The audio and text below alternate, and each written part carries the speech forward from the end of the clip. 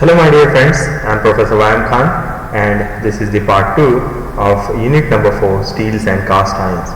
And in previous video we have studied the classification of steel, and we are continuing with steels in this part 2, and in today's video we are going to discuss the designation of steels which is also known as the specification of steels.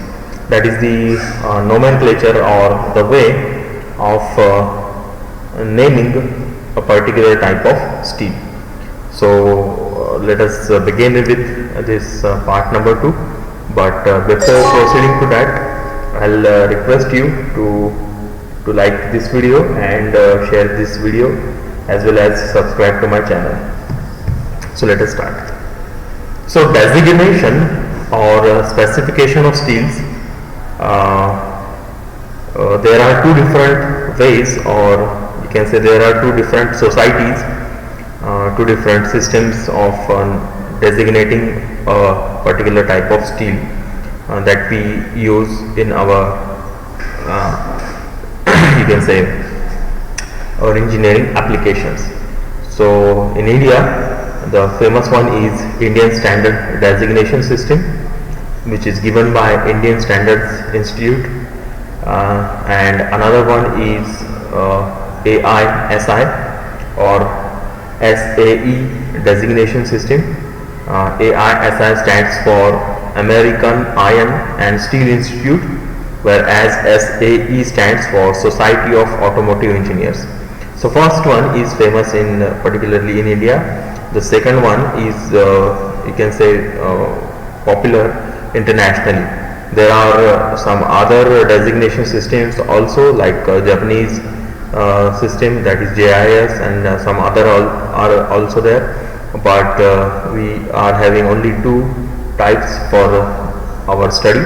So we will begin with Indian Standard Designation System, okay, ASDS, okay, sorry, ISDS, so Indian Standards Institute. So the Indian Standards Institute designate steels on the basis of their mechanical properties and on the basis of their chemical composition. So steels, whenever the Indian Standard Designation System gives name to a particular steel, it is given either on the basis of its mechanical properties like tensile strength or yield strength, and apart from this type of designation, the steels are designated on the basis of their chemical composition, that is the amount of carbon present in it as well as the composition of alloying elements. Okay, so the designation will be having some letters as well as some numerals. Okay, so steels are designated by a group of letters or numbers indicating any one of the following three properties. So these letters, these numerals or numbers will give us the brief idea about the tensile strength of that steel, the carbon content of that steel, and the composition of alloying elements. So this designation, this naming system is of two parts. So part 1 is having some letter, there will be some letter which will be written there, and after that letter there will be some number which will be indicating either the tensile strength, the carbon content, the composition, etc. Okay, so these are of two parts. Part 1 is of letters and part 2 is of numerals. Okay, so let us see. So the code designation of steel on the basis of their mechanical properties such as tensile strength or yield strength has the following things. Okay, so there will be a symbol like Fe which represents iron. Okay, a symbol like Fe will be there, which is used to designate minimum tensile strength of that steel in Newton per mm square. Okay, अगर देखो मेरे designation की जो system है ना, मेरे steel को नाम देने की सिस्टम कैसी है, इसमें दो पार्ट्स रहते हैं। पार्ट वन में रहेगा मेरा पार्ट वन में रहेगा एक लेटर, कोई तो भी लेटर रहेगा, जैसे कि FE है, ST है, FEE है, STE है। ओके, इस तरीके के चार में से कोई तो भी एक लेटर रहेगा। ओके, इसके बाजू में एक नंबर रहेगा, जैसे आप यहाँ पर देख रहे हैं। ओके, नीचे जो है इस नीचे वाले पार्ट में हम देख रहे हैं कि यहाँ पर एक लेटर है ब्लू कलर के इंक में और एक नंबर है रेड कलर के इंक में। सो इस तरीके से दो पार्ट्स रहेंगे। सो पार्ट वन में रहेगा FE, ST, STE वगैरह वगैरह। ओके, इसके अलावा रहेगा एक नंबर, जो नंबर हमको देगा, एक तो उस नंबर का मीनिंग रहेगा टेंसाइल स्ट्रेंथ या उस नंबर का मीनिंग रहेगा यील्ड स्ट्रेंथ। ओके, सो किस नंबर का मीनिंग टेंसाइल स्ट्रेंथ है, किसका यील्ड स्ट्रेंथ है, यह भी हम समझेंगे।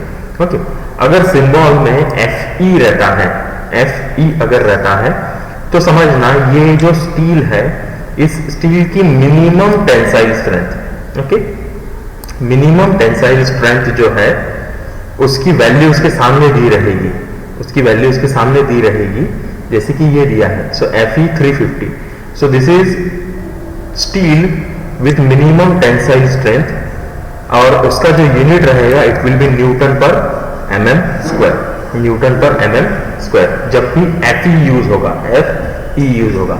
ओके, सो FE अगर यूज हो रहा है तो समझ लेना क्या है कि स्टील है और उसका क्या दिया है, जो क्या बोलेंगे टेंसाइल स्ट्रेंथ है वो दिया है, और खास करके वो किस में रहेगा, न्यूटन पर mm स्क्वायर में रहेगा, FE अगर रहता है तो। इन केस ST रहता है, so this steel is similar one. Okay, ST अगर रहता है तो ST का भी मीनिंग वही रहेगा कि मिनिमम टेंसाइल स्ट्रेंथ, सिर्फ ST अगर रहता है तो मिनिमम टेंसाइल स्ट्रेंथ, बट यहाँ पर यूनिट जो है चेंजेस टू kg पर mm स्क्वायर, उसका यूनिट जो है वो क्या हो जाता है, kg पर mm स्क्वायर हो जाता है। ठीक है, सिमिलरली F, ये तो दोनों भी जो है तो प्लेन सिंबल्स है FE और ST। तो FE है तो tensile strength Newton per mm square में, ST है तो टेंसाइल स्ट्रेंथ kg पर mm स्क्वायर में।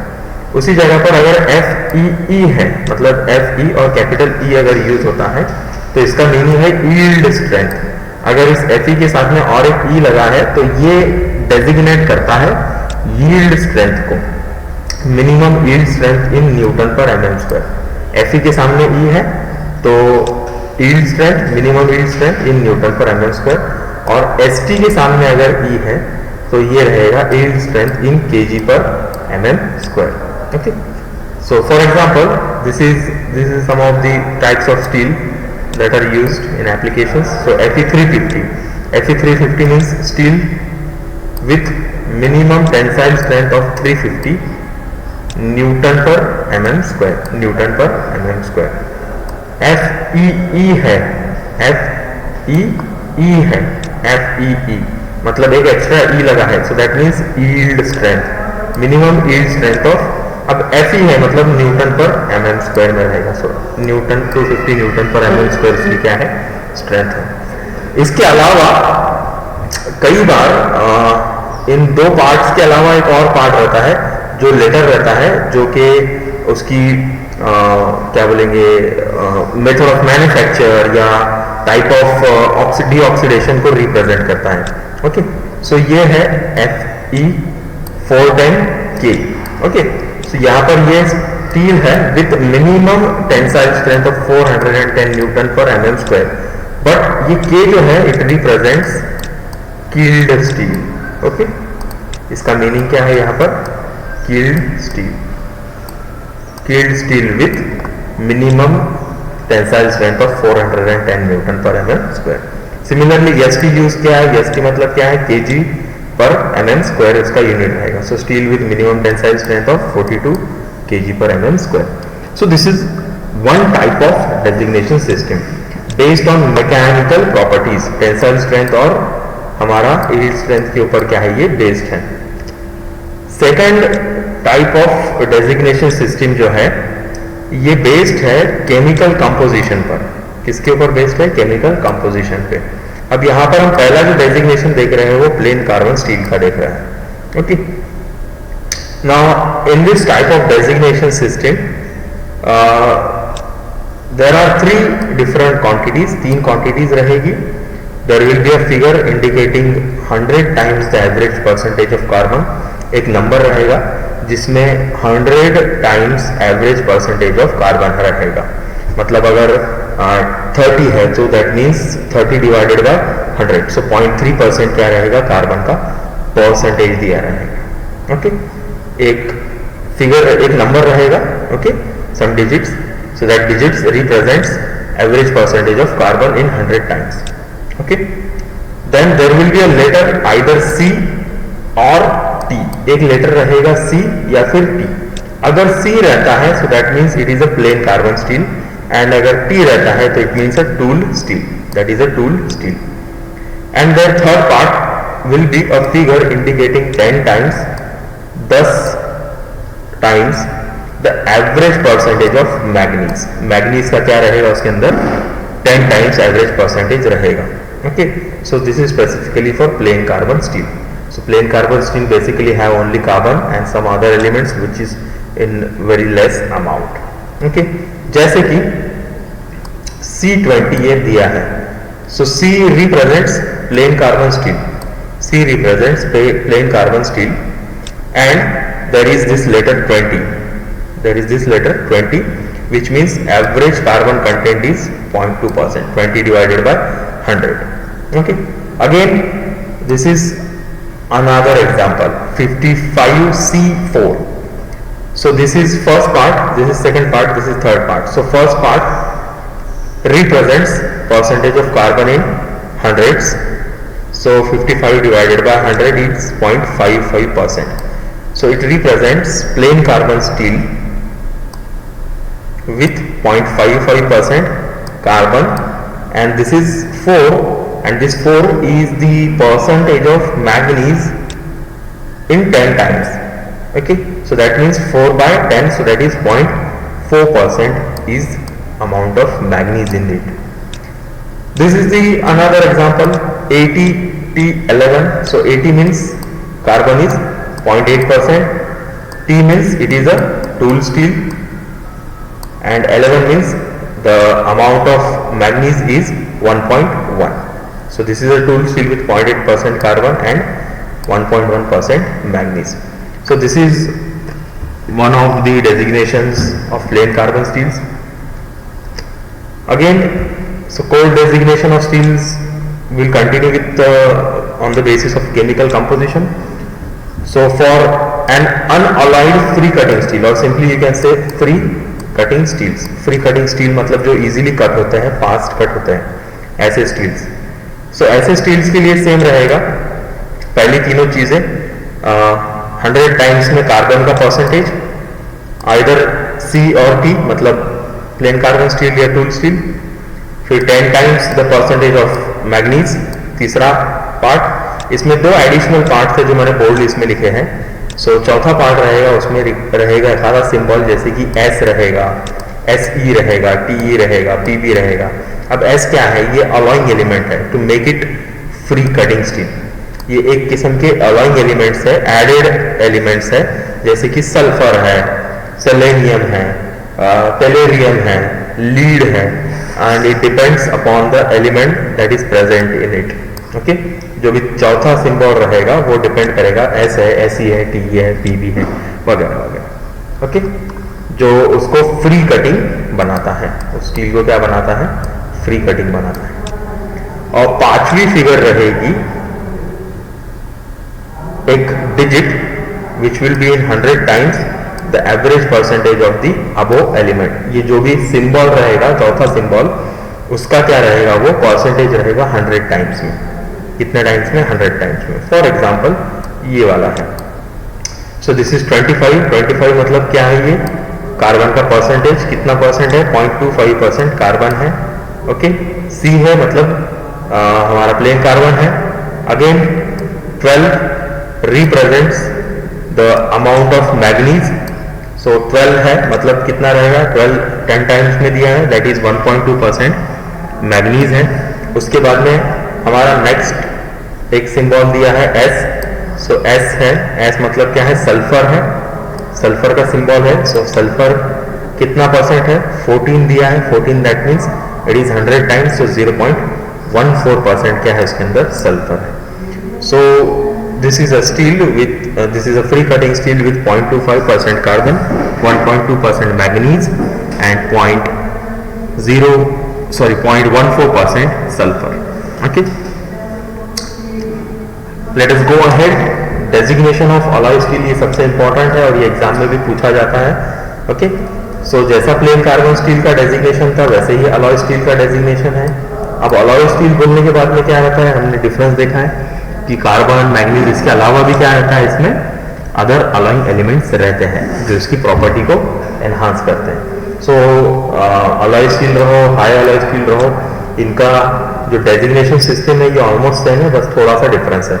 तो क्या रहेगा इसके अंदर, अ figure indicating 100 times the average percentage of carbon.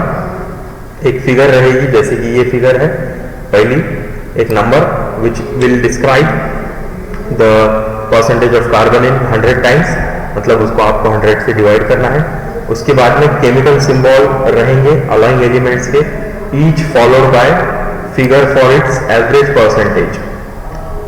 जो भी अलाइंग एलिमेंट रहेंगे उसमें उनका क्रोनोलॉजी में, मतलब ABCD में क्या रहेगा, नेमिंग रहेगा, एंड दैट नेमिंग या उसका सिंबल्स जो रहेगा उसके सामने उसके एवरेज परसेंटेज रहेंगे। कौन से परसेंटेज, एवरेज। अगर मेरे पास में कोई एक, मैं बताऊंगा आगे एग्जांपल्स में एवरेज परसेंटेज क्या रहता है, ठीक है। एवरेज परसेंटेज कंटेंट रहेगा, वो भी राउंडेड ऑफ किया रहेगा to the nearest integer. Okay, उसको राउंड ऑफ किया रहेगा नियरेस्ट इंटीजर के। और chemical symbol to indicate specially at that added element to attain desired properties. Okay, जो भी हमारे केमिकल सिंबल्स है वो रहेंगे और उसके आगे उसके परसेंटेज रहेंगे। So chemical symbol to indicate specially at that added element, उस एडेड एलिमेंट के सामने रहेंगे, क्यों उसको रखा है तो। ओके, सो जैसे कि ये है डेजिग्नेशन, इसमें दिया है 15 Cr 25 Ni 12। ओके, सो ये तो एक स्टील है। सो स्टील के लिए 15 दिया है, 15 मतलब क्या है मेरा, कार्बन का percentage. So this is a high alloy steel. ये कौन सा स्टील है, हाई अलॉय स्टील। तो वैसे क्रोमियम, निकेल ऐसे मिक्स वाले अगर बहुत सारे दिखे ना तो समझ लेना वो क्या है, अलॉय स्टील है। तो आप उसको हाई अलॉय स्टील भी लिख सकते हैं या सिंपली अलॉय स्टील भी लिख सकते हैं। सो अलॉय स्टील विथ 0.1% क्या है, कार्बन है। उसके बाद क्रोमियम है लिखा हुआ, मतलब उसके सामने वाला डिजिट क्या रिप्रेजेंट करेगा, क्रोमियम को रिप्रेजेंट करेगा। So that is 25% chromium, straight forward लिखा है 25% क्रोमियम। ये हंड्रेड्स में वगैरह नहीं रहता, ये एवरेज, डायरेक्ट एवरेज परसेंटेज रहता है। और उसके आगे निकेल लिखा है, सो निकेल इज 12%। ओके, उसके आगे Ni है, दैट इज निकेल, कितना परसेंट है, तो 12% है। इसके आगे और बहुत सारे एलिमेंट्स भी रह सकते हैं, ठीक है। सो ये अलॉय स्टील के लिए, हाई अलॉय स्टील के लिए कुछ इसी तरीके का रहता है, बट थोड़ा सा चेंज हो जाता है। हाई अलॉय स्टील में क्या करते हैं हम, उसके फिगर के पहले एक लेटर ऐड कर देते हैं, जैसे ये X ऐड किया है। Okay, so this X indicates the method, या टूल स्टील है, या कुछ खास उसका मीनिंग रहेगा। सो जनरली वो टूल स्टील के लिए इस्तेमाल किया जाता है। इस X की जगह पर हम क्या करते हैं कि T यूज करते हैं। ओके, और सिर्फ अगर सिंपली X रहा तो यहाँ पर आ जाएगा हाई अलॉय स्टील। ओके, सिर्फ X अगर है तो that means it is a high alloy steel. Again बाकी की चीजें सिमिलर रहेगी, there is no change. Okay, कुछ खास इंस्ट्रक्शंस है जब भी हम डेजिग्नेशन देते हैं किसी अलॉय स्टील को, उसके लिए कैसे इंस्ट्रक्शंस है। ये इंस्ट्रक्शन ही बहुत इंपॉर्टेंट है, तो समझ के लो। अगर if the average alloy content is up to 1%, देखो तीन चीजें रहेगी। जो भी आपका अलॉइंग एलिमेंट है ना, जैसे निकेल है, क्रोमियम है, वैनेडियम है, टंगस्टन है, बोरॉन है, नाइट्रोजन है, या जो भी आप सोच सकते हैं जो अलॉइंग एलिमेंट उसके अंदर प्रेजेंट रहता है।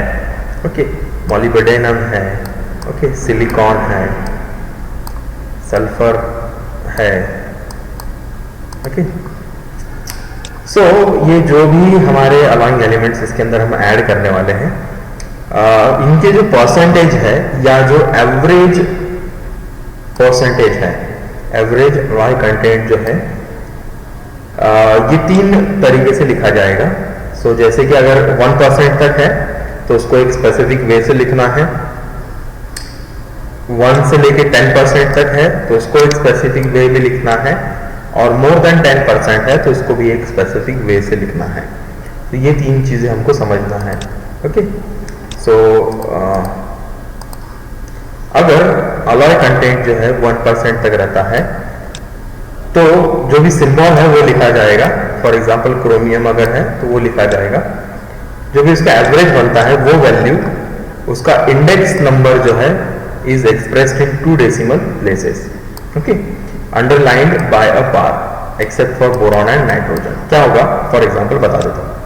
क्रोमियम कंटेंट है, ठीक है, क्रोमियम हमारा अलॉइंग एलिमेंट है, क्रोमियम का हम लिखने वाले परसेंटेज। अब इसका परसेंटेज कितना है वो वेरी होगा, समझ लो कैसे वेरी होगा, 0.5 से लेके 0.8 तक वेरी होगा। तो 0.5 लिखे या 0.8 लिखे, तो ये तो बहुत वास्ट चीज हो जाएगी, क्योंकि 0.51 भी लिखना पड़ेगा, 0.52 भी लिखना पड़ेगा। इसके लिए हम क्या करते हैं, अगर इसका परसेंटेज 0.5 से लेके 0.8 के बीच में है तो हम क्या करते हैं, इसका एवरेज लेते हैं। अब एवरेज कैसा लेंगे, सो 0.5 प्लस 0.8 डिवाइडेड बाय 2। ओके, सो कितना आता है, 0.65 उसका एवरेज आता है। कितना आता है, 0.65। तो 0.65 को हम डायरेक्टली 0.65 तो नहीं लिखते हैं वहां पर, राइट, हम 100 टाइम्स में या 10 टाइम्स में लिखते हैं। तो यहां पर हम क्या करते हैं, क्रोमियम के सामने 0.65 के बजाय 65 लिखते हैं। कितना लिखते हैं, 65। Okay, and since it is below 1%, 0.65 ये कैसा है, 0.65 ये जो एवरेज परसेंटेज है किस चीज का, क्रोमियम का एवरेज परसेंटेज है, ये लेस देन 1 है। ये क्या है, लेस देन 1, इसलिए इसको हम 65 लिखेंगे। ओके, और इस 65 के नीचे हम क्या दे देंगे, एक बार दे देंगे या उसको अंडरलाइन कर देंगे। सो 2 डेसिमल प्लेसेस तक उसको लिखना है। फिर ये 0.6587 कुछ भी आवाज है, उसको पहले 2 डेसिमल पॉइंट तक क्या करना है, लिखना है। ठीक है, ओके। अब ये कब लिखना है, जब बोरॉन और नाइट्रोजन नहीं रहेंगे तब। बोरॉन और नाइट्रोजन के लिए हम डायरेक्टली लिख देंगे 65। ओके, बोरॉन और नाइट्रोजन के लिए नहीं लिखना है ये। ओके, ठीक है। If the average alloy content is between 1 and 10%, 1 से 10% तक अगर रहता है तो क्या करना है। ओके, अगर 1 से 10% में रहता है तो हम क्या करते हैं कि जो इंडेक्स नंबर है, जो भी इंडेक्स नंबर रहेगा, is rounded to the nearest whole number. It is rounded to the nearest whole number. उसको हम क्या करते हैं कि नियरेस्ट होल नंबर तक क्या करते हैं, उसको राउंड कर लेते हैं। ओके, राउंडेड कर लेते हैं। जैसे कि अगर मेरा 1.3 बनता है परसेंटेज, कितना बन रहा है, 1.3, तो 1.3 है तो मैं इसको क्या करूंगा, राउंड डाउन कर दूंगा। 0.5% तक का जो भी रहेगा परसेंटेज, उसको मैं क्या कर दूंगा, राउंड डाउन कर दूंगा। ओके, उसको राउंड डाउन करना है। और अगर 0.5 से ऊपर परसेंटेज है, जैसे 1.8 है, 1.7 है, 1.9 है, तो उसको क्या करना है, राउंड अप करना है। तो राउंड अप में क्या हो जाएगा, वो 1.8 का 2 हो जाएगा। ओके, सो उसको हम क्या कर देंगे, उस सिंबल के सामने डायरेक्टली उसका वैल्यू वहां पर हम लिख देंगे। ओके, राउंड अप करना है 0.5 तक और राउंड डाउन करना है राउंड अप करना है 0.5 तक, और आई एम एक्सट्रीमली सॉरी, 0.5 तक अगर है तो राउंड डाउन करेंगे, और 0.5 से ऊपर है तो राउंड अप करेंगे।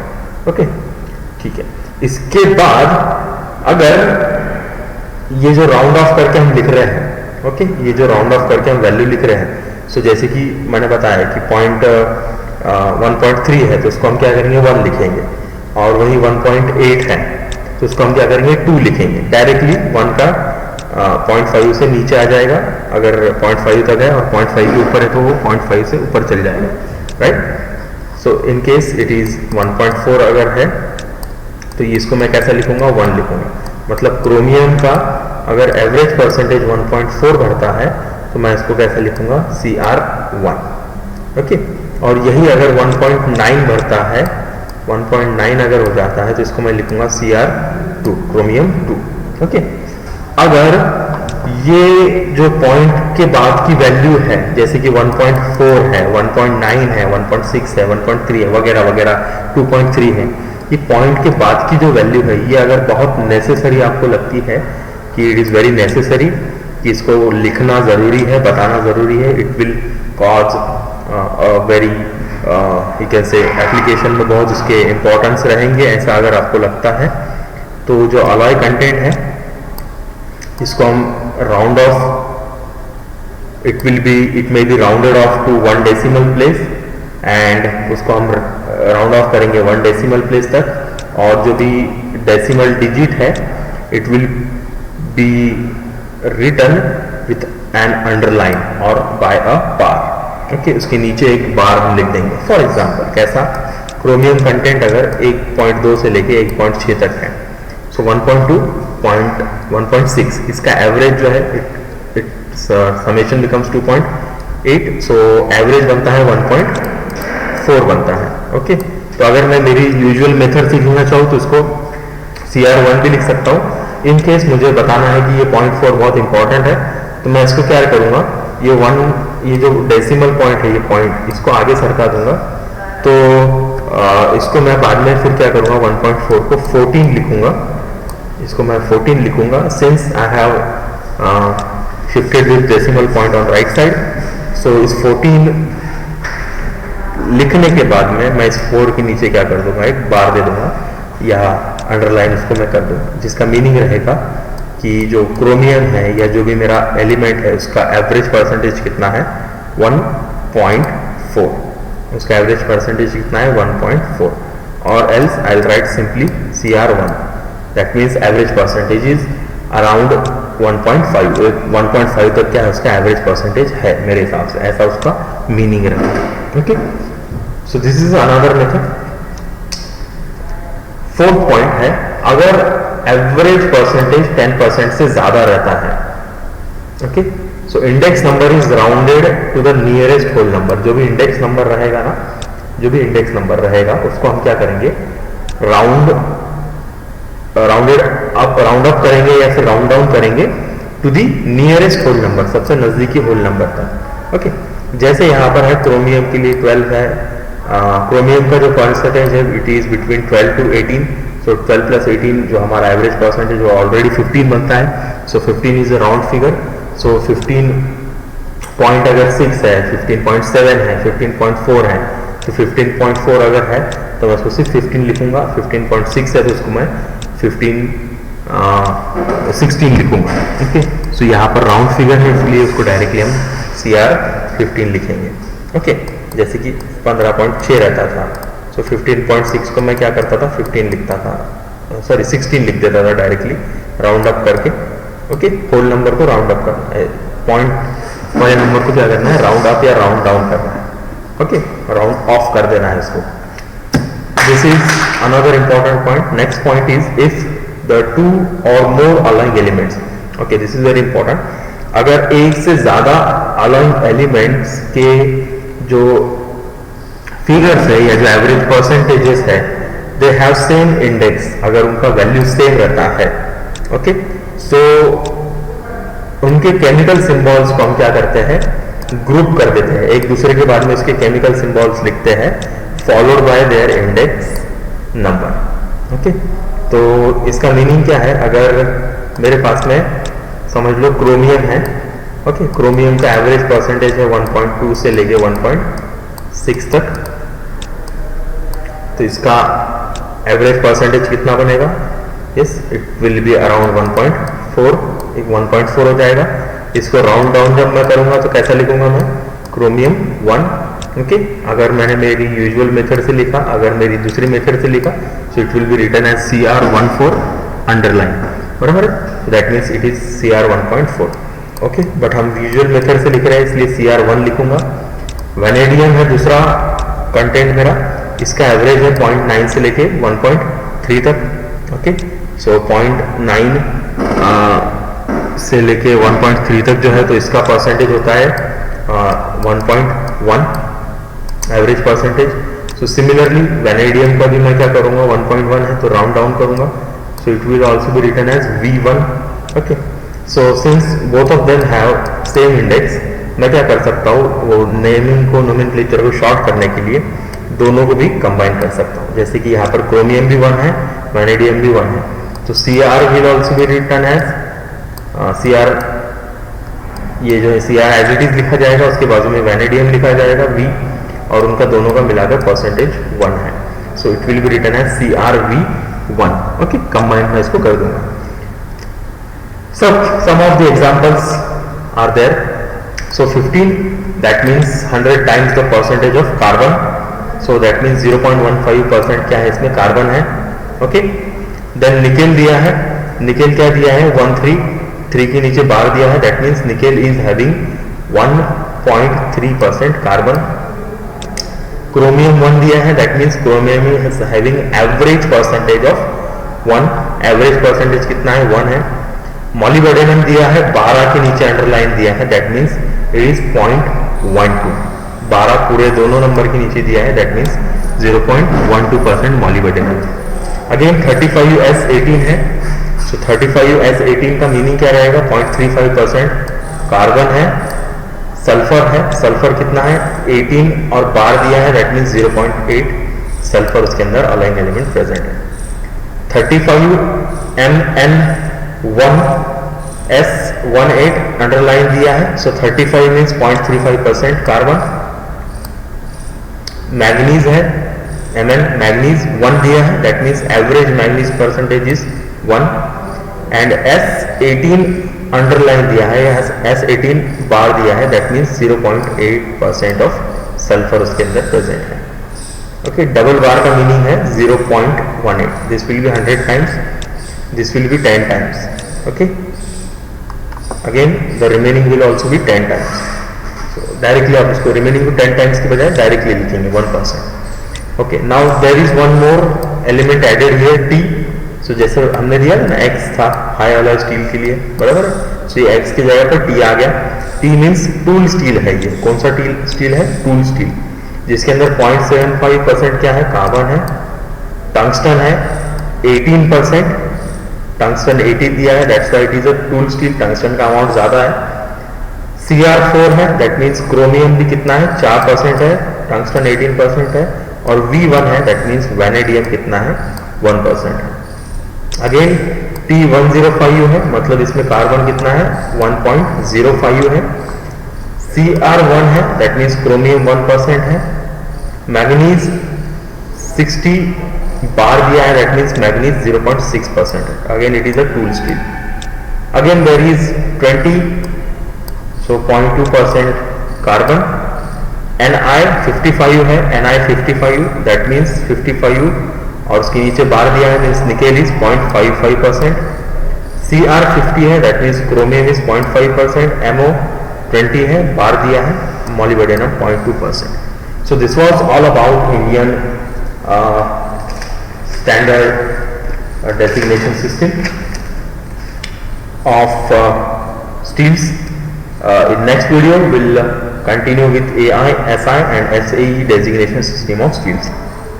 Okay, so one part is remaining, I am extremely sorry, that is a designation of cast steels. So components of cast steels are manufactured from castings, that is pouring the molten metal into the mold, and its designation, it has two varieties of steel castings. So first one is carbon steel castings and second one is high tensile steel castings. So cast steels are designated according to their tensile strength. Okay, so for example जैसे हम C20 लिखते थे तो वैसे ही यहाँ पर CS रहेगा और उसके आगे रहेगा कुछ नंबर। सो CS 640 मतलब क्या है, कास्ट स्टील है, ओके, या स्टील कास्टिंग है विद मिनिमम टेंसाइल स्ट्रेंथ